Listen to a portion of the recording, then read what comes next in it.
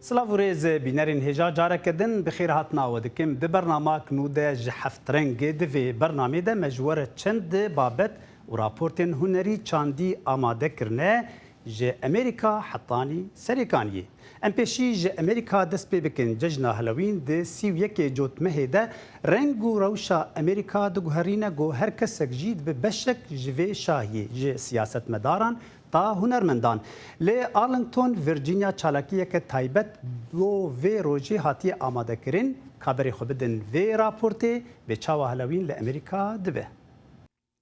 سکلت جادوگر او کونه پیره هر سال نشته جیه آرلینگتون مایکیل هوشا خواه بوزاروکان به تشتین ترساندنه به بالکشاندنک مزن دخملینه دلداری وی یا با هالوونه 30 سال بره دما کو زاروکن وی پچوک بونه دست پیکریه.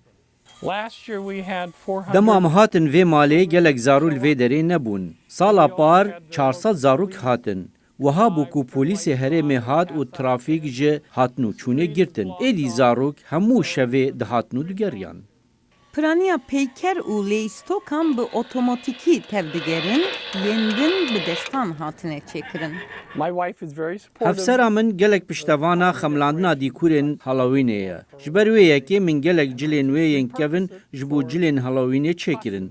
اف جی یک جی کلاس نوین آهنگا موزیکی بو من او بری ساله که ججورا جلان در آنی او هاتو گود از باورناکم اف جلین من وهاتا آفراندنه. حسکرین تایبت ین زاروکان هنه. لسر داره پیر هواکک هیه ویش زاروکیا منو ورفه او لوره. اش بلی سکالتن لحوشه پیر هواک بری هر تشتکی تیتا دانان و پشتی هر تشتکی تیتا راکرن. کیفا من به پیر هواکی تید. از شکل حز دکم تید سکالت هنه پر خوش خواهد دکه. بو آناستازیا 5 سالی جی گورجستانی او یکم هالوونه یا لامریکایه. کیل هفشاخه نشان داده. از شکر دخازم. از ببم جادوگر.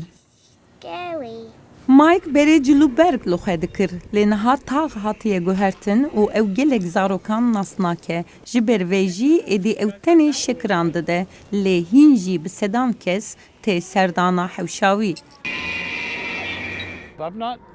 از براستی تو جاری روی پرزگریه که تندو تیجی آنجی مروفین سرخوش آنکو تشتگدن نهاتمه. او جواک گلک باشه و مروف جی برنگی باشن. جبر کو مروف حز دکن کو دمک باش در باز بکن. جبر ویه که جه امریکا و هلاوینه حز دکم. دشوک پایزا پروخوشیال ویرجینیای ده گلکیف خوشی و خملاندنین آفراندنر. او شکرین گلوور وسا خویاد ککو نافداریا کی ال یا بناوی کرکی هالوونه هجایه. در هنر سینما اکرم حیدو گو لالمانیا دجی بری چند سالان بلکه فیلمک لسر باجاری خواه سریکانیه چه کربو. اونها جید بن باندورا ابویر نو لسریکانیه وی خواست جاره کدن به بیر بینه گو هنر دکاره به رول به ده بویرین وساده و باندوراوی لسر رایا گشتی هبه. كنا احنا هون بالحاره فريق طبق. هنر سینما بچالکی هستیار و خیالک بهرمند لی جواکو چیروکا مروان تماشا دکه و برنگکی نو و تایبت وان جاره کدن ده آفرینه و چیروکان دوباره دکه و ساجی در هنر کرد اکرم حیدو چیروکا باجار خواه سریکانیه ده فیلم خواه یه بناوی بهشتا من تینه سر اکرانا سینما و جیانا هفبشی یا وی باجاری تینه بر چاوان بری شر و جنگا هوانه و پشتی وی. ایران بینن عینی تشتی فیلم ده چگونه چاقه دوباره دبن باواکی گورتر باواکی خوبی دبنتر خلکی سرک عنی ایت فیلم ده همو ایت فیلم ده آن کسک سرک عنی نمانه همو خوشبر بود تشتی اولیشی ترکاچی بود فيلم بخبو يعني دوكومنتك سر اف ايريشن ايجوش دسبكش دريا اسلاميه را چه دبو ويداوي اواكي اشكرا وك دولتا تركات ريار داني سر خلكين هريمي سر عربي كردي اشوري سر خريستياني او خلكانا ايرودوش كسك سرك علي نمر اکرم باور دکه گو خباتین آشتیانه و چالاکین هنری و چاندی دکارن روی روشا زور و دجوار بگهرینن. جبر ویجی وی دست به فیلمی خوکر گوج سالا 2013 لسر کار دکر و سالا 2016 فیلما قداند. چیروک خلک سریکانی یعنی آن خلک سریکانی کش در کتن یک تنی وگریا سریکانی او یکا بری نل سریکانی و جبهت النصر الخواتي يعني اثباتك ودليلك خلكن هريمي دخوازن بارامي بجين خلكن ايجو سلاح راكرن ودخوازن يعني فكرك اسلامي بين هريمي وتروري هريمي راكر بكن او خلكانا ايرودي سافر كرن فيلم اثباتك يعني اثباتك ديروكي واثباتك جي برخورت و ملتي هريمي كينا تخوازن وكي داغريه دكه و بآلیکاریا کیجان هزین دولتی گرسه سینور گرک سینور پارزن او ایریشی سینور دکن. دروشک وک روشا گلی کرده پرانیا جاران پرزگری کنوان سری خواه هل ددن دناو جنگو شرده لیکسن مینا اکرم جه هنرمند و روشنبیرین کرده ایدی دخوازن پرزگری که کرد دناو هنر و چانده ده بی ناسکرن. چکرنا فیلم چکرنا کاری چاندی کاری کو ام تنی نبعلی سیاسی و نبعلی لشگری و کار بکنه کاری چاندی کاری کی وسا گرینتر یعنی جان از بیشم باسیجی ج کاری سیاسی جی و کاری عسکری جی گرینتره جبگو بنگه چانده بنگه زمان کردیه بنگه چانده هرمی جیانا بهویه استرکتورین جواکینه او بتشت خرابه او بنگه خرابه ملان کار سیاست جی بکه ملان کار عسکری جی تشتکی خلاص بکه. به هزاران خلکی باجار سریکانی و گندوارین و مشختو کوچ بربون جبر ایریشین ارتشا ترکیه و آلیگرین و جرک بریا سوریا چکدار و فیلمی بهشتا من و چیروکی دوباره دکه و باندورا جنگ و شر لسر جیانا هفش یاوی باجاری شروع ودکه.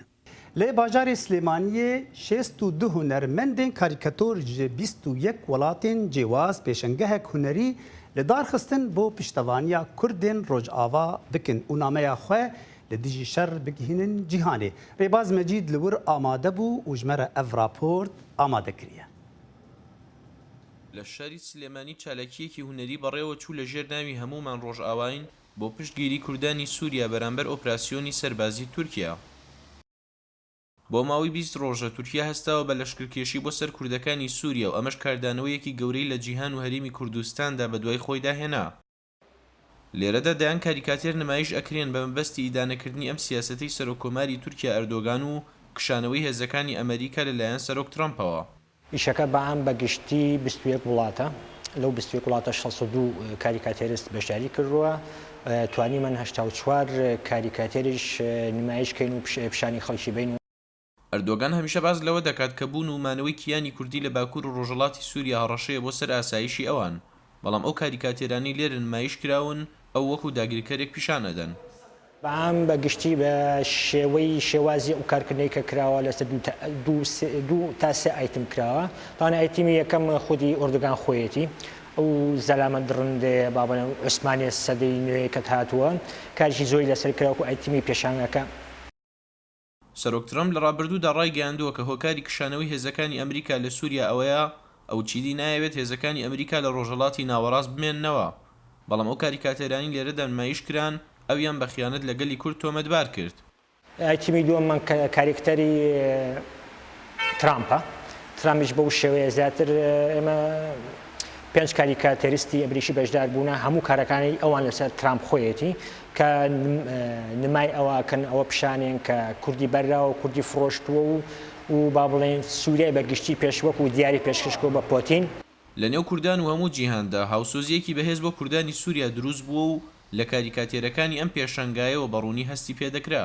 ئەوەی سێمیش بە شێوەیەکی گشتیە بە شێوەیەکی ئامە باس لە بەرخودانی ڕۆژئاواکە لە شارڤانانمان لە کەسوکارمان لەوێ و بەشێکی کەمیشی زیاتر ئەوە بەدیەکرێت کە زیاتر باس لە نەهامەتی جەنگەکات لەبەرەوەی نەهامەتی جەنگ تۆ تا باسیکەی کەمە بەڵام وەکو شیکردنەوەی بابەتەکە وەکو شیکردنەوەی ئەو کارەسەردەی کە ڕووی داوە زیاتر لە خودی ئۆردوگان و ترەمپ و هەروەها شێوازی داگیرتنەکە بە شێوەیەکی جوان باسکرەوە. لەگەڵ بەردەوامبوونی جەنگ و ئۆپراسیۆنە سەربازیەکەی تورکیا بۆ سەرباکوور و ڕۆژهەڵاتی سووریا ناڕەزاییەکان لە شاری سلێمانی بەردەوامن و خۆیان لە چەندین فۆرمی جیاوازدا ئەبیننەوە. ڕێباز مەجید دەنگی ئەمریکا سلێمانی. موزیک جنê Iraqiyê Xristiyan İsam Filêfil lê bajarê Musilê dukanek ya firotina amîrên muzîkê vekiriye. Ew dixwaze bi muzîka xwe rûyê jiyanê xweştir bike. Tevî di ciwariya jiyanê li wî bajarî ew hîna jî bihêviye. Kawa Umer serdana wî kir û raportek di derbarê İsam û muzîka wî de amade kiriye.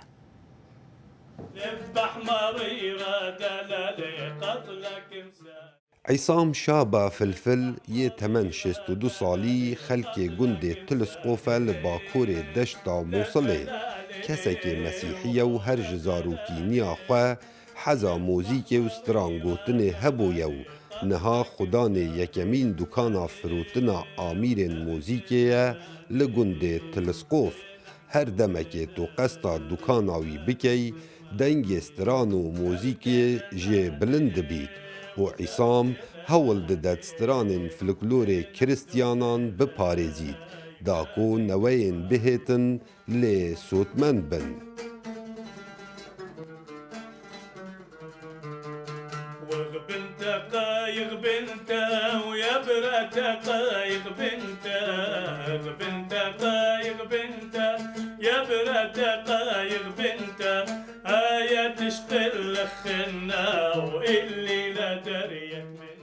الطفولة أهوى هذه المهنة. هرج زاروکینیا خو من حزا ابي آرزوی هبو باب من خودش رازی استراند گوتن لو ما من اف هنره جوی ورگرتیه. جزاروکینیا خو من حزا موزیک هيا من آمرین موزیک بدستن خود درست کرن وکو رباب تنبلگ بله باب من دگوت من خوندنا خو تمام که دودا بردام بل سروی کاری. افکال میره نبتن استران بیجه بلکو زیدتری 5 آمیرین موزیکی جنیتن وکو عود و بزق و کمان و گیتار و گلک آمیره بدستن خو درست کرینه.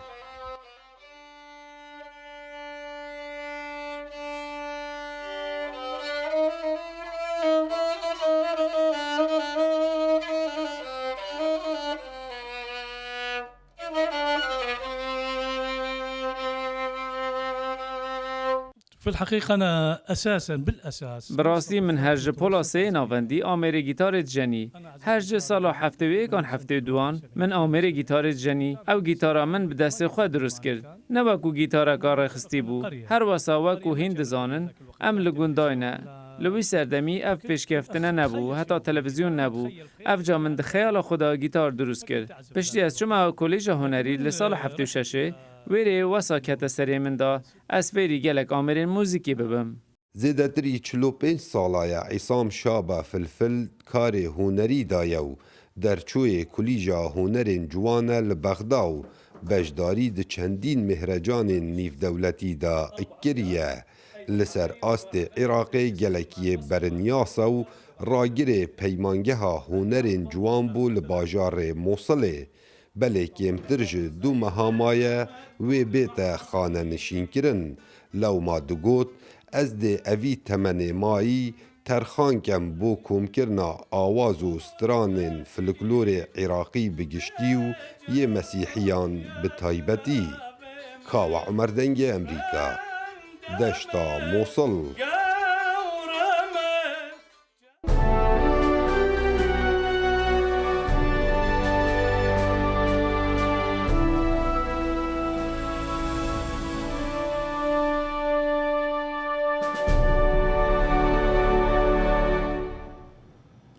کندی سنتر یا واشنطن پایتخت پیشنگهک تایبەت ji tabloyên serokê berê yê Amerîka George W. Bush re vekir.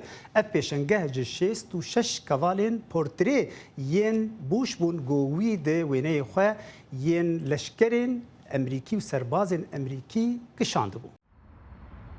تابلۆکانی ئازایەتی کۆکەرەوەی 66 تابلۆی ئەفسەری دێرینە. جۆرج دەبلیو بوشی سەرۆکی پێشووی ئەمریکا نیگاری کێشاون و لە کەنەدی سنتەر لە واشنگتن دانراون.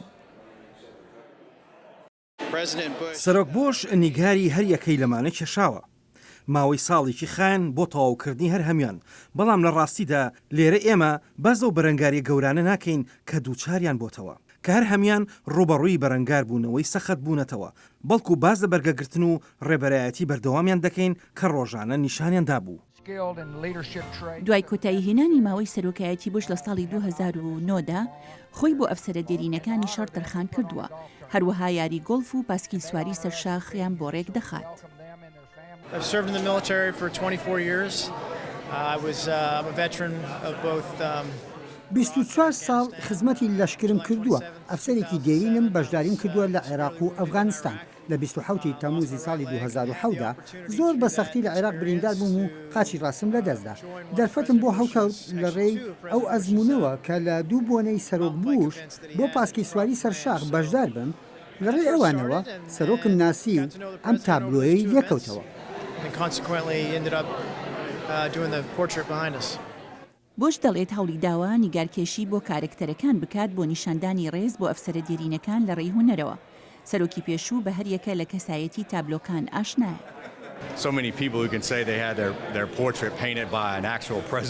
زۆربەی کەس دەتوانن بڵێن سەرۆکی ڕاستەقینەی ئەمریکا تابلۆی بۆ کردوون. ئەمە خزمەتی من نیشان دەدات. مەبەستم 40 ساڵی خزمەتمە و ئێستا کە لەگەڵ ئەو کەسانەدا مایەی شانازیە تابلۆمان هەبێت. براین فلۆم بەهۆی هێرشێکی موشکی لە عێراق لە ساڵی 2010دا بریندار بوو.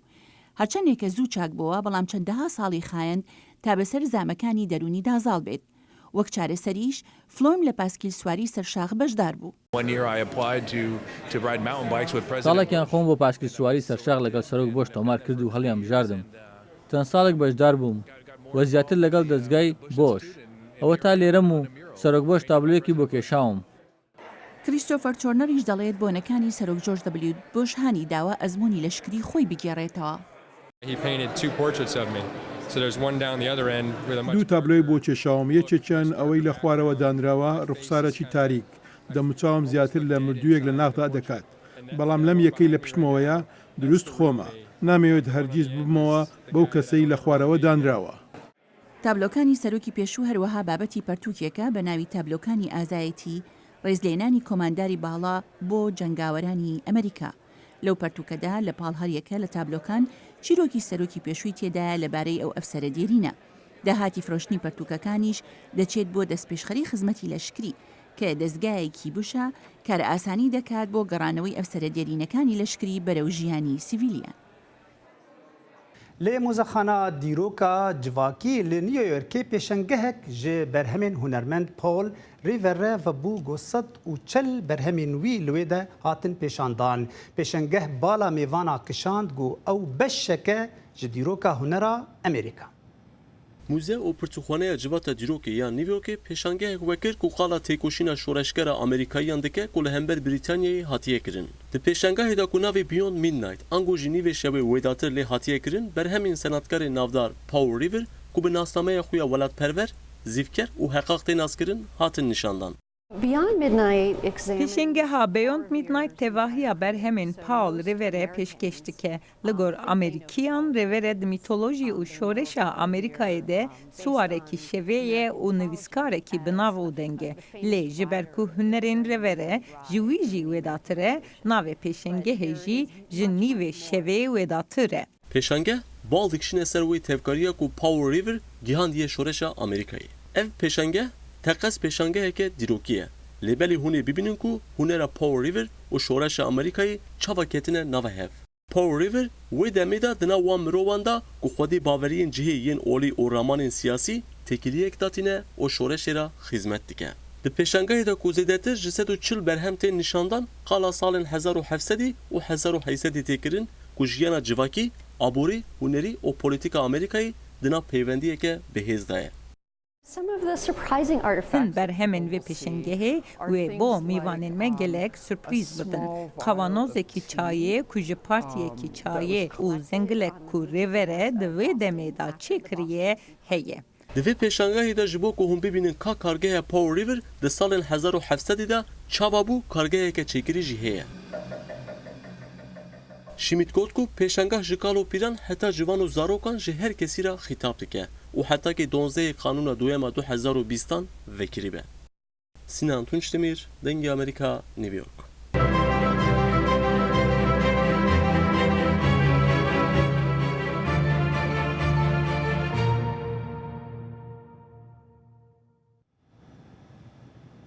لێ نیۆ مکسیکۆ دیبستانێک بۆ فێرکردنا هونەرا ئەمریکایا ڕەسەن هەیە مەبەستا vê dîbistanê got vê hunerê sağ bihêle û radestî nifşên nû ji Emerîkiyan bike.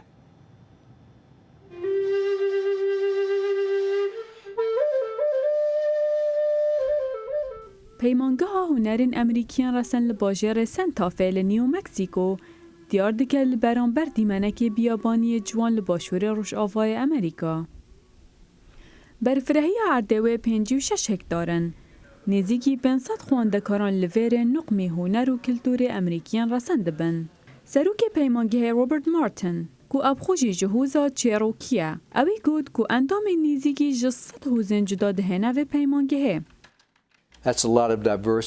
Me gelek hevrengiyet heyn. Me xwendkarên Emerîkiyên neresen jiyet heyn. Hemû kesan werdigirîn. Erkê me herdem bû çûnên resen diyar bikin. Ez bawer dikim ev e tiştekî giring e. Daniel Nazî netûniba. Hez bi vê pêkvegerêdanê diket. Ez li devereka taybet û veqetiyayî mezin bûm. Li derdora min hemî êlên resenên wekî me bûn. Berê min tenê bi çavê Navajo li cîhanê temaşe dikir. Lê piştî hatin vê derê ez êdî fêr bûm ku bi çavên Yakuî, Tohono, Odham û Pueblos jî li cîhanê binerim. Dolores Scarlett Cortez, rihorî çalên xwe vedbînt eve, bereya çapkirina wênan û fotografî. Di demê ku ez mezin bûm, min hez kir ku min layekê xwe berzekiriye. Ji ber ku dayk û babin min çi caran behsî wê bû min nekiribû. Zivirîneva bû nava civakê xwe di nav xwendekaran da hestekê asayî ye, li dîv gotina Martin. Eger tu pisyara xwendkarên zanîngehê bikî ka armanca wan ji çûna zanîngehê çi ye ew dibêjin me bawername divê dabişên kar bikîn. Lê eger tu pisyara xwendkarên me bikî dibêjin min divêt ez xizmeta xêzana xwe bikim. Ev çende xwendkarên me cawaz dikin. Xwendekar Daniel Forrest yê sipazdar e bû êlênerîna taybet.